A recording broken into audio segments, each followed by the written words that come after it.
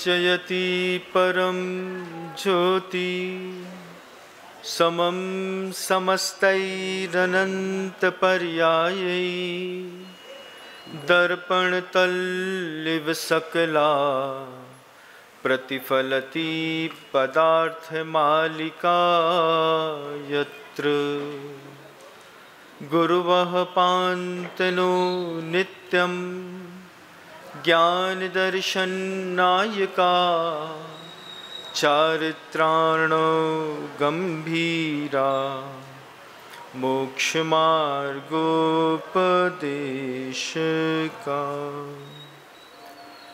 अहिंसा परमो धर्म की परम पूज्य आचार्य भगवंत गुरुदेव श्री विद्यासागर जी महाराज की, वर्तमान आचार्य परमेष्ठी गुरुदेव श्री समय सागर जी महाराज की, समस्त मुनि संघ की, ज्येष्ठ मुनिराज श्री विनम्र सागर जी मुनि महाराज जी की।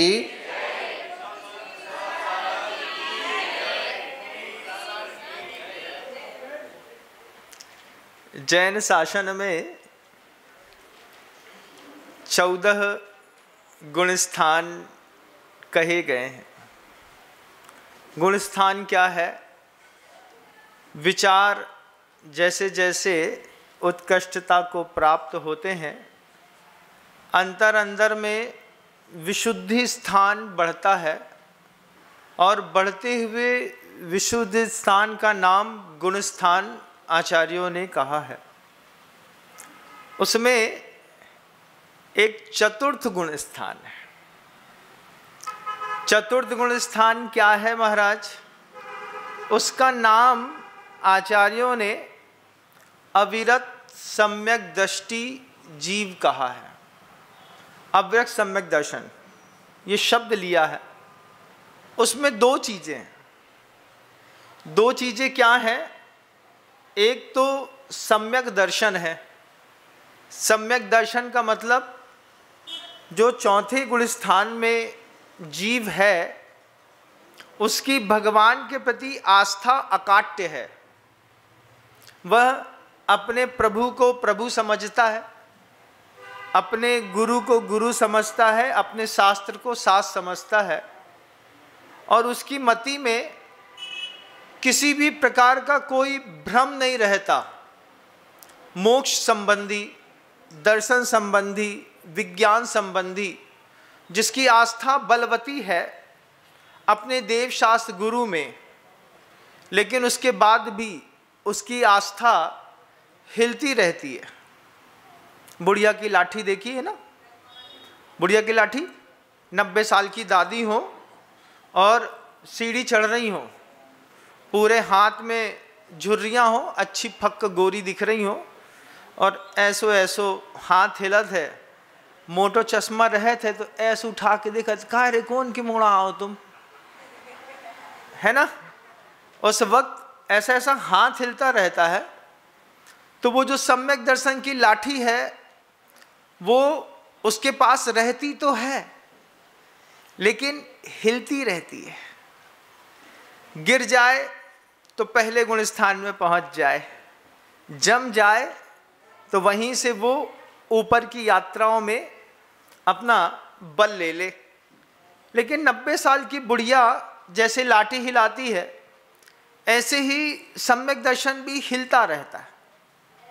गुणस्थान का नाम है अविरत सम्यक दृष्टि। तो सम्यक दर्शन उसका हिलता है, कई बार स्थिर भी रहता है। चतुर्थ स्थान में ऐसा नहीं कि हिलता ही रहता है, स्थिरता भी कई बार चतुर्थ स्थान में देखने को आती है। और क्षायिक सम्यक दर्शन होता है ना, किसी चतुर्थ स्थान में भी होता है कि नहीं होता है? होता है। तो उस पर भी चारित्र होना अलग वस्तु है, दर्शन तो क्षायिक हो सकता है। तो उसमें जब स्थिरता आ जाती है तो स्थिरता आ जाने पर वह सम्यक दर्शन को लेकर के तो सजग हो जाता है, लेकिन उसके साथ एक शब्द और जुड़ा है, अविरत। अविरत का मतलब उसके पास किसी भी प्रकार का कोई संयम नहीं है। सम्यक दर्शन तो है लेकिन संयम नहीं है। संयम का मतलब महाराज, संयम का मतलब वह अनछने पानी का प्रयोग भी कर लेता है, ये उसका असंयम है जीवन का।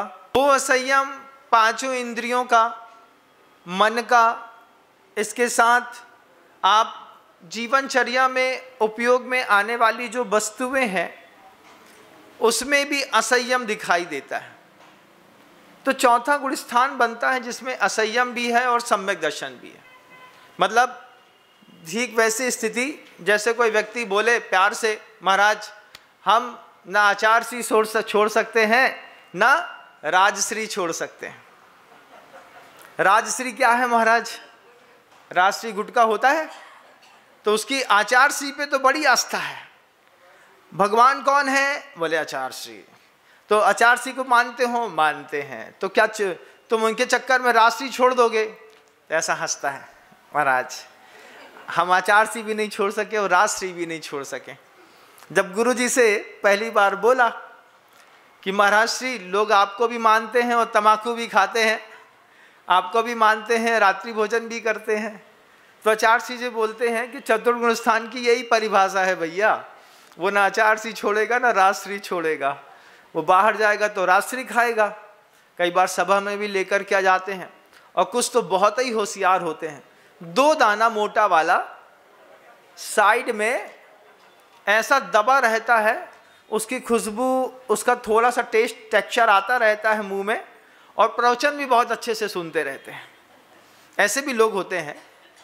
इस गुणस्थान का नाम है अविरत सम्यक दृष्टि, है ना, जिसमें आप जैसे महानुभाव जो प्रतिदिन मंदिर आते हैं, पूजा करते हैं, रात्रि भोजन भी करते हैं, झूठ भी बोलते हैं, अनछना पानी भी पीते हैं और भी काम कर लेते हैं, पांचों इंद्रियों का असंयम भी है और भगवान भी है, ऐसा एक जीवन है, स्थिति बनती है 14 गुण स्थानों में। तो उसमें एक चौथे गुण स्थान में आपकी एक स्थिति है।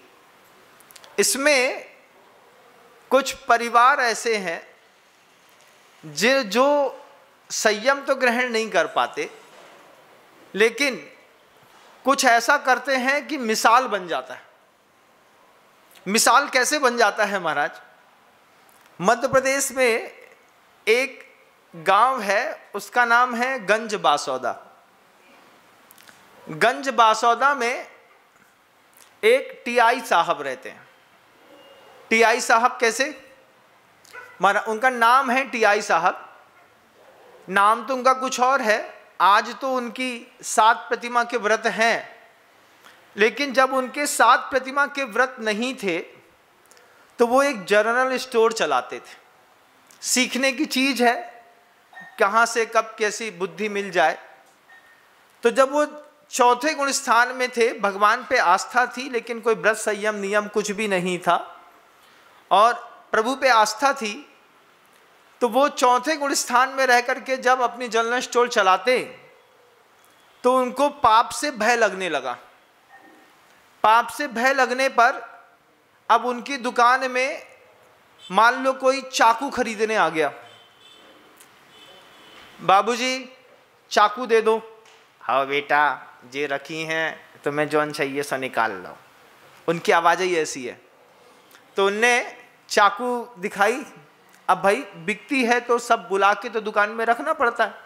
ऐसा तो नहीं है कि सामान रखेंगे नहीं तो क्या बिकेगा, बिकेगा नहीं तो रोजी रोटी कैसे चलेगी। अब मान लो किसी व्यक्ति ने उनकी दुकान से बड़ा वाला तेज धारदार चाकू खरीदा। हम जैन होकर के चाकू बेच रहे, क्योंकि अब जनरल स्टोर का काम है। बर्तन की दुकान में, जनरल स्टोर की दुकान में कैंची है, चाकू है, आलपिन है, दूसरी और भी चीज़ें हैं, वो बिकती हैं। तो जैसे ही कोई उनके पास चाकू खरीदने आता और बड़ा वाला चाकू खरीदता, तो वो सामने वाले का चेहरा देखते। अच्छा भैया कौन से भगवान को मानत, पूछ लेते वो प्यार से। अच्छा, उनने बता दिया कि इनको मानते हैं, तो चाकू तो देते, लेकिन देने से पहले चाकू हाथ में ले लेते। हाथ में लेकर के 9 बार नमोकार मंत्र पढ़ते। पहले तो वो 9 बार पढ़ते थे, फिर बाद में 9 बार में ज़्यादा होने लगा तो 1 बार पढ़ने लगे। आपने कभी ऐसा प्रयोग नहीं किया होगा। आपने अपनी दुकान में कभी ऐसी सोच नहीं रखी होगी। गंज बासोदा के टीआई साहब हैं, 7 प्रतिमा के व्रत हैं, पति पत्नी दोनों के, और जब वो अविरती थे, उस अविरत अवस्था में एक चाकू बेचा। चाकू बेचने से पहले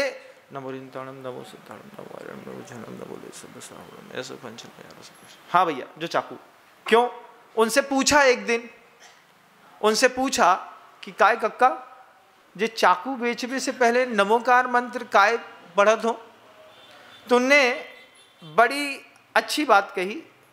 वो कहते हैं कि भैया, अब वो जैन तो है नहीं यहाँ, और हमारी दुकान से चाकू खरीद के ले गए, वो भी बड़ो वालों। अब पता चलो कि हमारे घर दुकान से खरीदे चाकू से उन्हें कोई गलत चीज काटी तो हमें भी तो पाप पड़े। तो हम क्या करें कि मैं उस चाकू को हाथ में लेकर के ये भावना रख देता था कि हे चाकू, तुम्हें 5 परमेष्टि की सौगंध है, तुम कोई गलत काम मत करना। देखो, सोच का दायरा देखो। आप अविरत सम्यक दृष्टि है, भगवान के प्रति श्रद्धा है, धर्म के प्रति श्रद्धा है, संयम नाम की कोई चीज परिवार में है नहीं, धंधा नहीं करेंगे तो दुकान नहीं चलेगी, तो परिवार कैसे चलेगा? अर्थ का उपार्जन करना जरूरी है। लेकिन एक चाकू देने से पहले वो व्यक्ति एक बार नमोकार मंत्र पढ़ के ये भावना उस चाकू में धर देता कि इससे किसी का अहित ना हो। अब वही टीआई साहब, उनकी दुकान में कुनैन की गोलियां बिकती थी।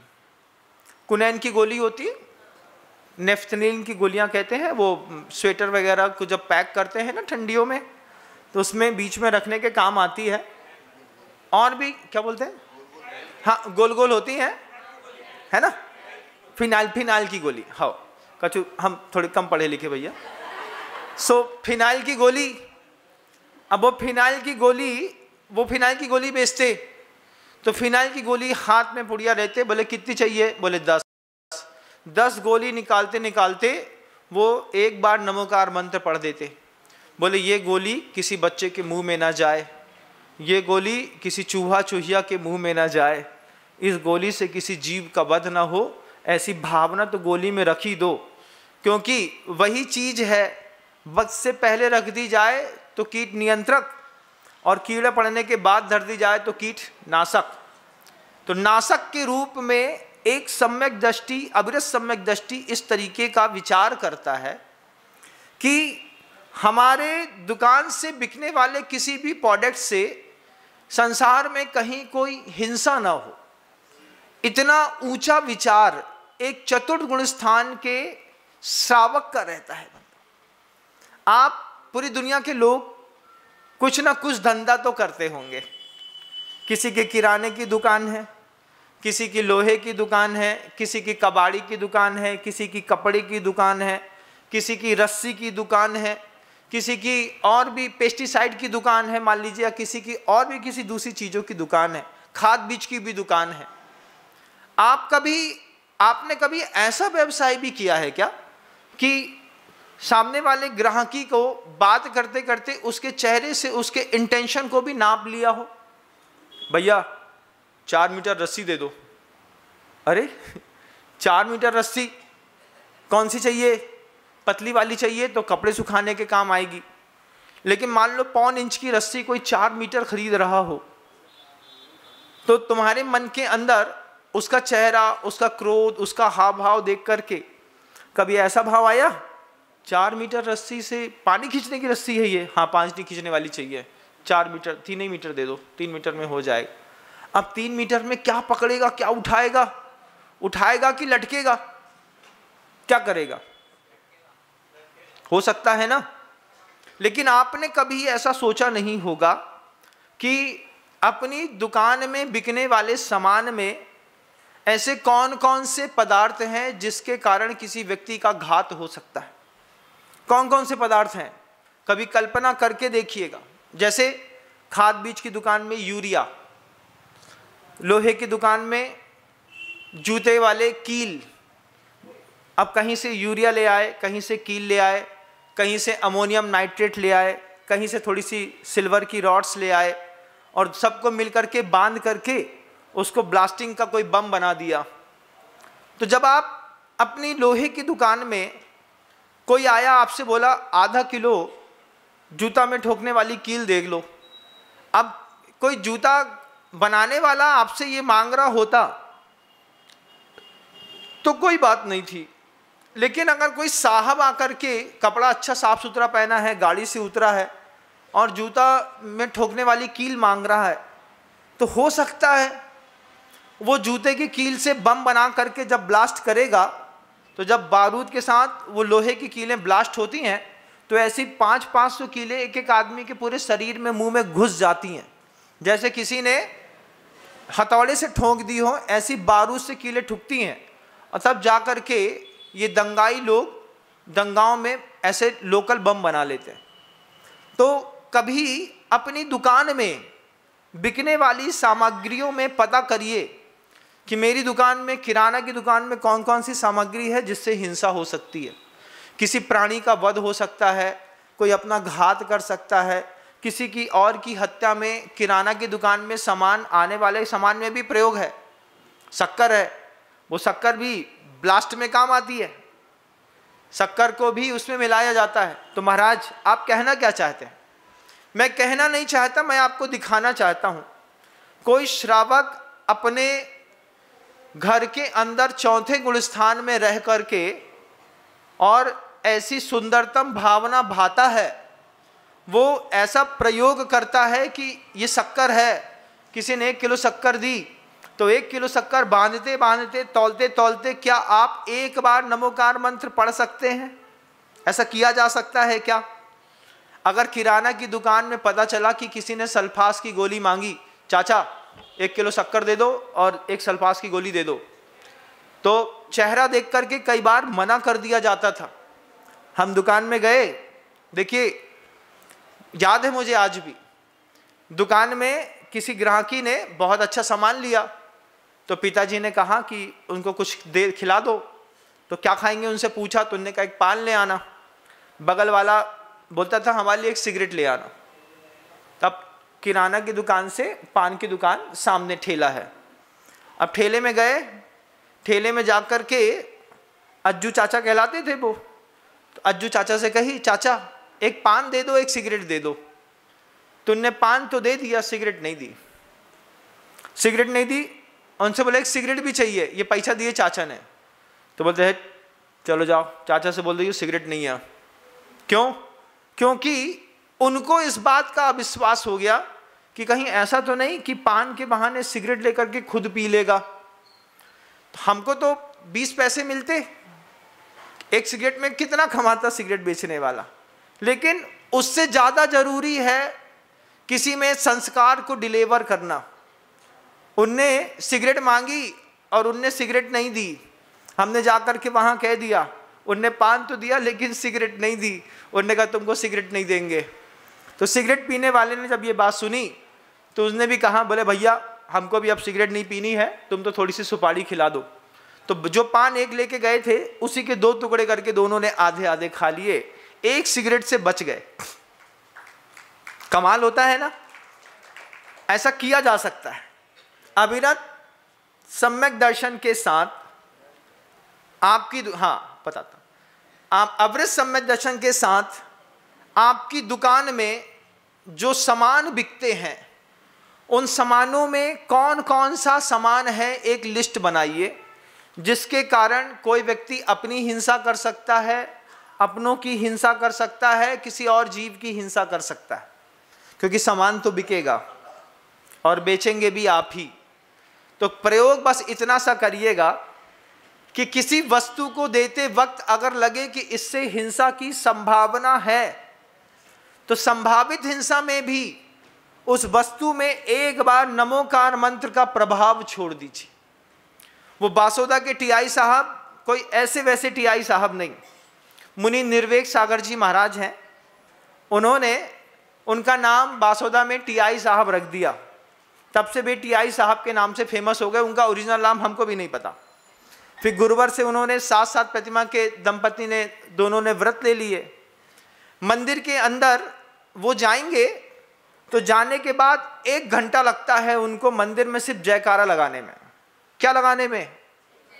जयकारा लगाने में कितना? 1 घंटा। कहाँ से शुरू होते हैं? पूरी परंपरा से शुरू होते हैं। बोलिए आचार्य शांति सागर जी महाराज की जय जय जय। बोलिए वीर सागर जी महाराज की जय जय जय। ऐसा शुरू होंगे। कहाँ तक जाएंगे महाराज? कहाँ तक जाएंगे बताओ? शांति सागर जी, वीर सागर जी, शिव सागर जी, ज्ञान सागर जी, विद्या सागर जी, समय सागर जी, योग सागर जी, नियम सागर जी, बुद्ध बलि सागर जी, ओम सागर जी, लगातार जितना भी पूरा संघ प्रवाह में दीक्षित है 120 साधु के, दिगंबर मुनिराजों के पूरे के जयकारे लगाना। ऐसा नहीं कि यदवा तदवा लगाना, सीक्वेंस में लगाना। किसके बाद किसका नंबर था, किसके बाद किसका नंबर था। 1 घंटा वो शख्स सिर्फ जयकारा लगा करके अपने कर्म की निर्जरा करता है। हम लोग उनके जयकारे सुनकर के परेशान हो गए। तो हमने कहा टीआई कितना बोलते हो, तुम्हारा मुंह बंद नहीं होता। आचार्य जी के पास भी बात गई कि ये टीआई साहब जयकारा लगाते हैं तो शुरू हो जाते हैं, तो शुरू ही हो जाते हैं। तो आचार्य जी बोलते हैं उनके जयकारे में उनका विशुद्ध स्थान बढ़ता होगा। उनके जयकारे से वो अपनी कर्म की निर्जरा करते हैं। साधन है महाराज, बड़े बड़े महाराजों का जयकारा लगा लिया, साधन है। जब गुरुवर ने ऐसा बोला तब जाकर के टीआई साहब को देखने की दृष्टि बदली। तब उनके जयकारे जो चिढ़ का विषय बनते थे वो बहुमान का विषय बन गए। दिखा दो तो कोई भी चीज़ सही समझ में आने लगती।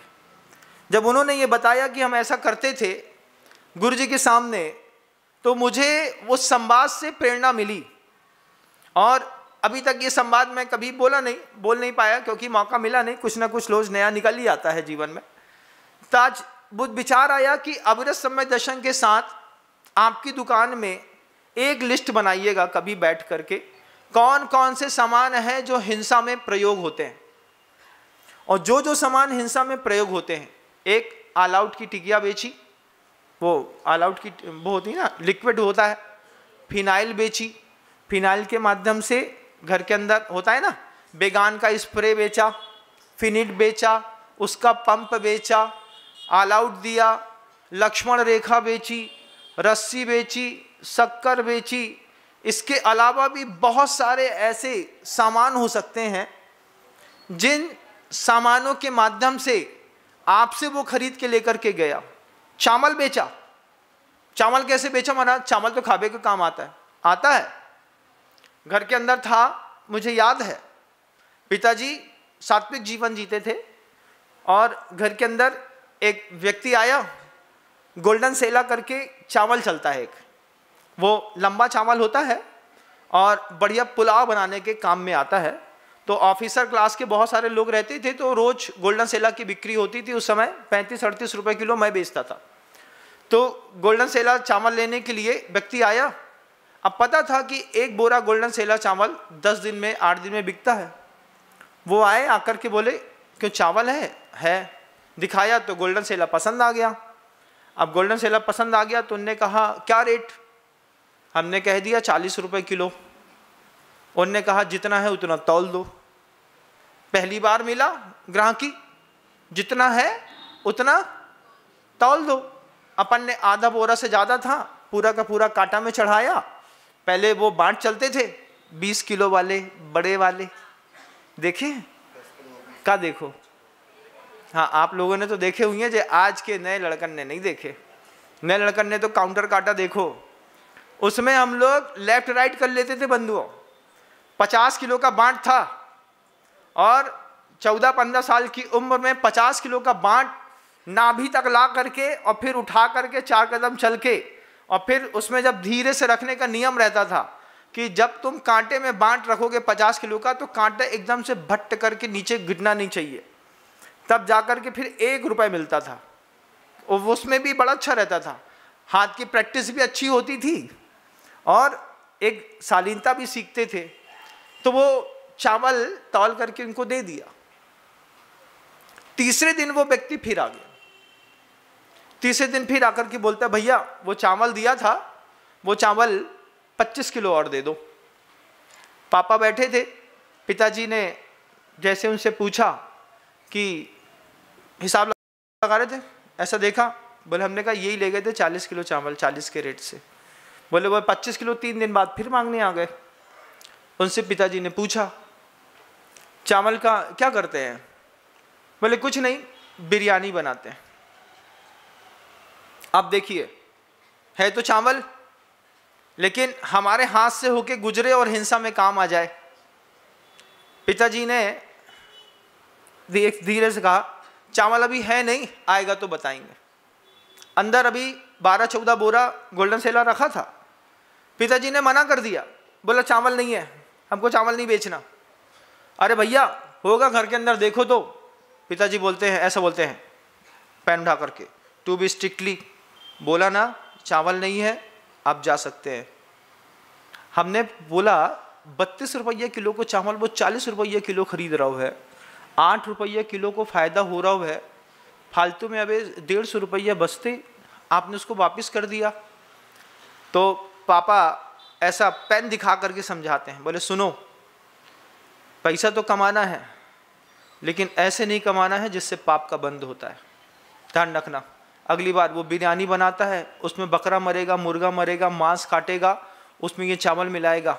अपने निमित्त से हिंसा नहीं हो सकती। अपने को चावल नहीं बेचना, अपन बिना बेचे भी पैसा कमा लेंगे बहुत अच्छा। ये बात कह करके पिता ने पुत्र को विजन दिया। पिता ने पुत्र को विजन दिया कि चावल भी हिंसा में प्रयोग हो सकता है। आपने कभी सोचा ऐसा हो सकता है? कभी है सोचा तो है, लेकिन कभी आपने किसी को रोका है? हम नहीं बेचते, नहीं।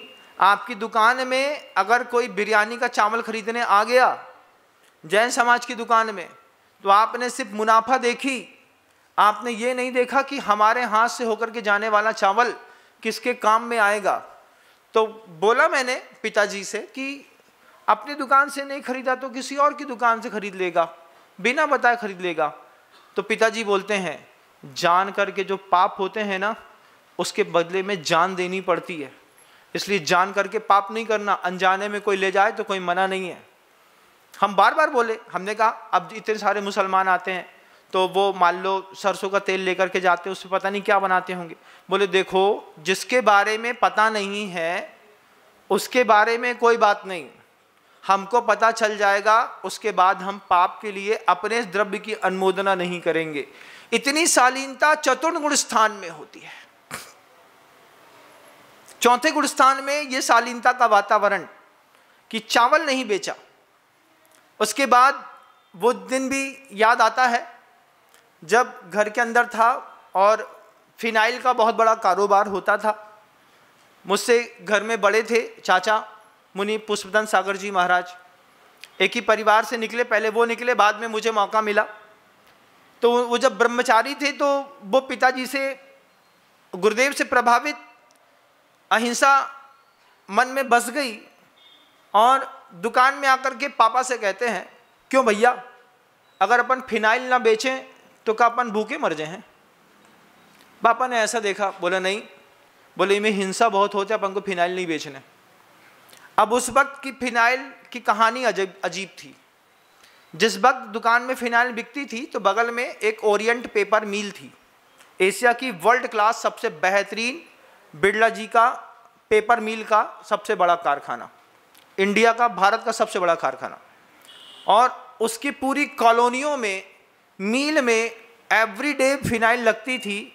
महीने का एक ट्रक लगता था 1,56,000 रुपए का। 1996 की बात है बंधु। 1,56,000 रुपए का फिनाइल जाता था हर महीने, जिसमें 28,000 रुपए हर ट्रक पर बचते थे। 1996 में सोना 2,800 रुपए तोला था। चेक करिएगा, 2,800, 2,900, हमारे सामने 3,000 हुआ था। उस वक्त 28,000 रुपए एक गाड़ी में बचता था। पैसा मायने रखता था, लेकिन पैसे से ज़्यादा सिद्धांत मायने रखते हैं। अगर आदमी अपने सिद्धांतों में आ जाए तो 1,56,000 रुपए शुद्ध देना पड़ता था। बीच में 1-2 हज़ार रुपए का थोड़ा सा इधर उधर के खर्चे करने पड़ते थे, क्योंकि सब लेना देना तो पड़ता है ना, तो बीच में कुछ तो सेवा शुल्क देना ही पड़ता है। तो एक सिंह साहब थे, उनको सेवा शुल्क थोड़ा बहुत देना पड़ता था, और 1,56,000 रुपये महीने की बंधी हुई इनकम के साथ डिलीवर होने वाली वस्तु चतुर्गुण स्थानवर्ती एक व्यक्ति ने चुपचाप बंद कर दी। जब दोबारा डिमांड ऑर्डर निकला और उनने कहा कि फिनाइल एक ट्रक भेज दीजिएगा, पिताजी ने कहा फिनाइल बेचने का व्यापार बंद कर दिया। बोले क्यों? बोले हमारा भाई साधु बनने जा रहा है, उसने एक बार कहा है कि बिना फिनाइल के अपन जी सकते हैं कि नहीं। हमने कहा कि हम रह सकते हैं, हमारा व्यवसाय बहुत ज़बरदस्त है, हम आज के बाद फिनाइल नहीं बेचेंगे। उन्होंने कहा इसके चक्कर में 4 और चीज़ों का ऑर्डर नहीं मिलेगा। बोले वो बात की बात है ठाकुर साहब, लेकिन फिनाइल नहीं बिकेगी, ये बात बिल्कुल तय है। उन्होंने बिना सोचे समझे सामने किसी दुकान से फिनाइल लेना शुरू किया, और जब मस्तिष्क ठंडा हो गया 2-3 महीने बाद देखा कि अब फिनाइल लगातार वहाँ से जा रही है, तो एक दिन पापा से बोला हमने कि देखिए महीने के 30,000 बचते थे, अब पड़ोसी के बच रहे हैं। बोले ध्यान रखना, पाप की कमाई पूरी फूट के बाहर निकलती है, हमको नहीं चाहिए। आप विश्वास मानिए, कर्म ऐसा उदय में आया कि चलती गाड़ी का एक्सीडेंट हुआ, पूरा का पूरा परिवार नदी में नीचे गिर के मर गया। तब ऐसा लगा कि सिद्धांत, धर्म और अडिगता क्या चीज होती है। आप किसी भी चीज का व्यवसाय करते हैं, कोई भी चीज है, आप पेस्टिसाइड बेचते हैं, जैन समाज में तो वैन है, नहीं बेचा जाता, लेकिन जो लोग बेचते हैं उनसे पूछना चाहूँगा, क्या कोई ऐसी भी व्यवस्था है कि पेस्टिसाइड्स के साथ आप जो पाप कमा रहे हैं उसके बदले थोड़ी आपकी पाप की अनवाक शक्ति कम हो सके? रस्सी बेचने से पहले, कोई दूसरा सामान बेचने से पहले, सल्फास बेचने से पहले, भय का उत्पादन करने वाली सामग्रियां बेचने से पहले, आचार्य कुंदकुंद भगवान ने कहा है इस बात को, विषबेयण रत्तक है भय संकट संकलित सत्तक गहनम। मान लीजिए कोई शस्त्र बेचते हैं, जिस शस्त्र के माध्यम से किसी को भय पैदा हो और भय के कारण वो मर जाए, तो वो शस्त्र निमित्त बनता है। देखिए एक चतुर्गुण स्थान वर्ती जो श्रावक है जैन कुल का, वो व्यवसाय करने से पूर्व में भी इतना सोचता होगा, इस ओर कभी दृष्टि गई नहीं, आज तक नहीं गई। कब गई? जब बासौदा के टीआई साहब ने गुरुदेव से बोला कि महाराज हम तो कोई सुई भी बेचा थे बड़ी वाली, तो एक बार नमोकार मंत्र पढ़ दे। का है? बोले कहीं ऐसा ना हो कि ये सुई वो ले जा करके किसी गैया को गपा दे, किसी भैंस के पीठ में डाल दे, कहीं कुछ कर दे। तो हम ऐसी चीज एक तो बेचते नहीं, और बेचनी पड़ जाए तो बेचने से पहले, उसके हाथ तक देने से पहले एक बार उसको नमोकार मंत्र से भावित कर देते हैं कि इस नमोकार मंत्र का कुछ तो प्रभाव रहेगा, मेरे बेचे हुए सामान से हिंसा नहीं होगी। ये विचार भी राजश्री खाने वाले और आचारश्री पर विश्वास रखने वाले लोग करते हैं।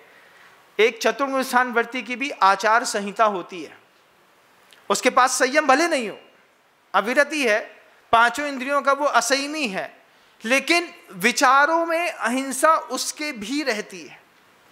आप अपनी दुकान में अब देखिएगा, अब आप सोचिए किराना की दुकान है, मैं हमेशा, चूंकि मेरे पास तो घर में मैंने किराना की दुकान देखी, बड़ी बड़ी दुकानें, बड़ी बड़ी गोदामें, बड़ा बड़ा व्यवसाय देखा, होलसेल का बड़ा काउंटर देखा, रिटेल के बड़े काउंटर देखे, रोज शाम को 2 घंटा छल्ली गड्डियाँ नोट की बनाने में निकलने वाला परिवार का वो समय देखा। घर में रहते थे, डबल बेड का बिस्तर बिछा देती थी बुआ, उसके ऊपर एक डबल बेड की चादर बिछा दी, और बस पापा आए रात को 9 बजे और पन्नी की गांठें खोली और पैसा उल्टे कर दिए और घर भर को काम पे लगा दिया, नोट छांटो। अब 4-5, अगर मान लो 2-3 दिन के नोट छांटने पड़ जाए तो 2 घंटा लगता था नोट छांटने में। अपने हिस्सा में बेसड़े वाले रुपया नोट के आते, 2 रुपया की गड्डी बनाओ, दिमाग खराब। बड़े बड़े लोग 100 रुपया की गड्डी बनाए, कोई 500 की बनाए, कोई 50 की बनाए। हमें मिले बेसड़े नोट चलते थे ना, है ना, 6 जगह से फटे, उसमें टेप लगा। अब हमारे हिस्सा में जब देखो तब 2 रुपये के नोट आए। हमने कहा हम नहीं बनाएंगे, हमारा प्रमोशन करो। तो हमने कहा नोट गिनने में, गड्डी बनाने में भी प्रमोशन, तो उन्होंने कहा चलो तुम 5 की गड्डी बनाओ। तो हमने कहा 5 का ठीक है। फिर हमने 5 में भी 2 काम किए। हमने कहा फ्रेश नोट की गड्डी हम बनाएंगे और सड़े नोट की छोटा वाला बनाएगा, हम नहीं बनाएंगे। अरे कुछ तो स्टैंडर्ड हो घर के अंदर भी, उसमें भी अपमान लगता है। अब बड़े लोग 100 के रुपया, 100 का नोट चल रहा, 500 का चल रहा, हम जब देखो तब 2-2 की गड्डी, 2-2 की गड्डी। अब 2 रुपये चुरावो भी चाहो तो 2 रुपये में कितना चुराएगा आदमी? थोड़ा बहुत मोटा रकम भी तो मिलनी चाहिए। बचपन तो बचपन होता है ना, बचपन बड़ा लाजवाब होता है बंधु, बड़ा लाजवाब होता है।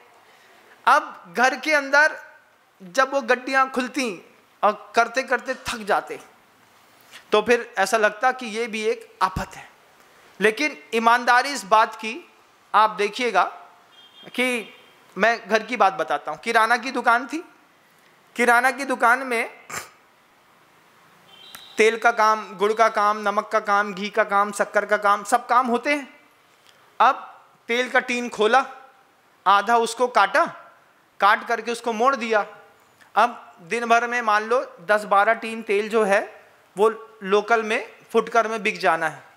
तो दिन भर खोलते रहे, बेचते रहे, खोलते रहे, बेचते रहे। शाम हो गई, अब शाम को 7:45 बजे मान लो एक टीन खोलना पड़ गया। तो 7:45 बजे शाम को रात को एक टीन खोला, आधा उड़ेला, उसने कहा 5 लीटर, उसके बाद बोला नहीं 2 ही दे दो, 2 दिया, 3 उसी में रखा रह गया। अब उस टीन को वापस पैक करके जब उसको मोड़ करके सीधा करते, सीधा करने के बाद उसमें 2 किलो का एक बांट रख देते। क्यों? कोई जीभ ना चला जाए, है ना। अब किराना की दुकान रहती है ना, तो उसमें बड़ी बड़ी घूंसे हो जाती हैं, चूहे हो जाते हैं, बहुत सारे हो जाते हैं, तो उसमें चला ना जाए। तो पापा ने हमसे कहा कि जाओ सब टीन बंद कर दो। टीन बंद तो कर दिए, सीधा कर दिया और जल्दीबाजी में उठ करके चले आए, क्योंकि बचपन बड़ा अच्छा होता है। एक डांट खाओ सारे पाप माफ, है ना। तुम मानते नहीं हो गई, पाप माफ हो गए, इतने में तो पाप माफ हो जाते थे। तो छोड़ करके चला आए। उस दिन वो सरसों के तेल का जो टीन था वो सिर्फ ऊपर का 30% खाली था, बाकी पूरा भरा था। उसमें बांट नहीं रखा, तो रात में एक मोटा चूहा उसमें गिर करके मर गया। अब जब मोटा चूहा उसमें गिर करके मर गया, सुबह पिताजी आए, चाचा आए। सबसे पहले चाचा ने दुकान खोली, किसी ने तेल मांगा तो तेल में देखा तो ऊपर चूहे महाराज डेड बॉडी तैर रही है। अटेम्प्ट टू मर्डर किसके नाम पे? तो फिर रिकॉल किया गया कि रात में किसी ने उसको बंद किया। अब उस टीन को किनारे कर दिया, चलो ठीक है। नया टीन खोला, सामने वाले को दिया और चलता बना। लेकिन उसमें जो 12 किलो तेल है, उस तेल का क्या होगा? आप बताओ, क्या करना चाहिए उस तेल का? नाली में फेंक देना चाहिए? क्या कर सकते हैं उस तेल का, बताइए आप। 32 रुपए किलो तेल बिकता था हमारे टाइम पे। और जब मैंने देखा, अब जब आए हम, कब आए? जब हम वहाँ पहुँचे, हमने देखा कि केस हमारे ऊपर दर्ज हो चुका है। तुम्ही ने रात में नौटंकी करी होगी और इसमें चूहा मर गया। अब चांटे तो पक्के हैं, तो पापा के चक्कर में चाचा नहीं मारते थे। क्यों? बोले भैया को बुरा लग जाएगा। तो हमने कहा अच्छा है, कम से कम पापा के चक्कर में चांटा से बच गए। अब उस तेल का क्या करेंगे? तो तेल को उठा करके, जैसे ही ये बाजार के समोसे बनाने वाले आते हैं ना, समोसे बनाने वाले वेंडर आते हैं, रेलवे के स्टॉल लगाने वाले, तो इनको तो पैसा कमाना है। तो 32 रुपए किलो का तेल 29 रुपए किलो में उसको टिका दिया। बोले भैया एक टीन तेल दे दो। बोले कुछ और है? हमने कहा, उनने घर में ही संवाद हो गया, वो एक टीन है उसमें चूहा गिर गया था, उसको अलग कर दिया है। बोले क्या रेट है? बोले 29 रुपये लगा देंगे। बोले दे दो भैया। इतनी स्पीड में कछु फर्क ही नहीं पड़े उन्हें। क्या? कोई फर्क नहीं पड़ता, बताओ। अच्छा क्यों? क्योंकि जो मांसाहारी लोग होते हैं उसको तो कोई फर्क नहीं पड़ता कि उसमें चूहा गिर गया है, बिल्ली मर गई है, कुत्ता सड़ा गिर गया है, कुछ भी गिर गया है। उनने तो ऐसा उठाया, ऐसा फेंका, क्योंकि मांसाहार करने वाले लोग हैं, उनकी आत्मा थोड़ी कांपती है। लेकिन जो शुद्ध शाकाहारी है, जो एक चींटी भी गिर जाए तो अलग कर देते हैं। बताओ, होटल में जाते हो, होटल में तुम्हारे खाने में एक बाल आ जाए तो पूरी नौटंकी कर देते हो, तुम करते हो कि नहीं? अब बताओ, वो तेल, एक टीन तेल जिसमें चूहा मरा पूरी रात पड़ा रहा, उसकी पूरी बदबू से वो सड़ गया, उसने उठा करके रेलवे के सामने स्टॉल लगाते थे, बढ़िया अच्छा बेहतरीन उसमें से आलू गुंडा तला, छन, कितने का? 2 रुपए का एक आलू गुंडा के हिसाब से पूरी ट्रेन आई, पूरा चूहा वाला तेल खाई और खा करके चली गई, माल खत्म हो गया। लेकिन शिक्षा मिल गई किस बात की? बाजार का भोजन नहीं करते। बाजार के भोजन में तेल कहाँ से आया, आटा कैसा लगा, मैदा कैसा लगा, लोई कैसी लगी, दाल कहाँ की आई, घुनी आई, सड़ी आई, कुछ पता नहीं है।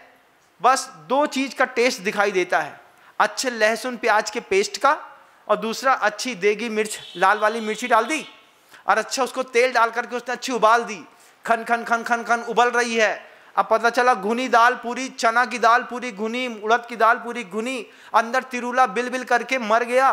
तुमने तो बढ़िया उठाई, जय हो, अंदर कर लिया।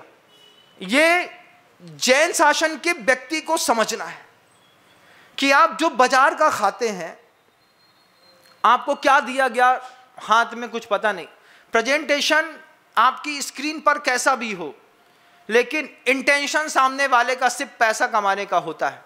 और घर के अंदर प्रेजेंटेशन चाहे कैसा भी हो, लेकिन माँ बहनों का इंटेंशन आपकी हेल्थ को, आपके संयम को, आपके जीवन को सुरक्षित रखने का होता है। और बच्चे बोलते हैं घर का भाता नहीं, बाजार के बिना रहा जाता नहीं।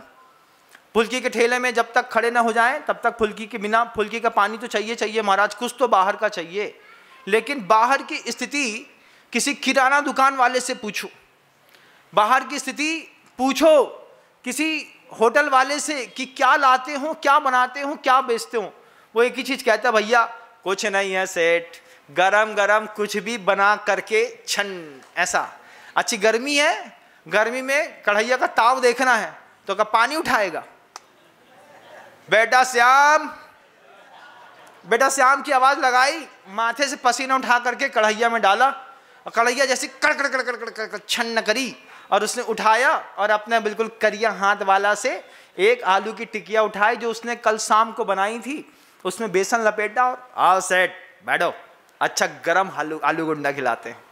हाँ, और उसने सेठ बोल दिया और हम फैल गए। सेठ बोला हम फैले, उसकी सड़ी चटनी आलू गुंडा खाए, सड़ा हुआ पानी पिए और जाकर के दुकान में बैठ गए।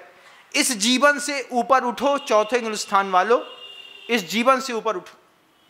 चतुर्थ स्थान की भी एक आदर्श संहिता है, और इस बात का संकल्प करो कि कोई भी कंडीशन हो जाए, हम अपनी दुकान से कोई भी सामान बेचेंगे और उसमें लगे कि हिंसा संभावित है, तो उस वस्तु को देते देते एक बार उसमें नमोकार मंत्र की भावना छोड़ देंगे।